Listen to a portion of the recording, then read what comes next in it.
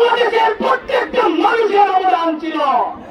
আমরা বলতে চাই মাস্টার মাইন্ড নয়, যখন 5 মে 5 আগস্ট যখন সারা বাংলাদেশে বিজয় উদযাপন করছে, আমরা যাত্রা বাড়িতে ভূমিলোকের মুখে দাঁড়িয়ে আছি।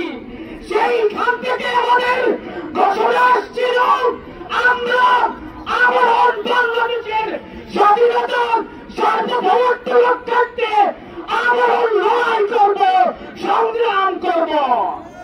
আমরা বলছি ভারতীয় আধিপত্য নয়, পশ্চিমাধিপত্য বাংলাদেশে চলবে না। পশ্চিমাসী প্রেসক্রিপশনে বাংলাদেশের কোন রাজনীতি চলবে না।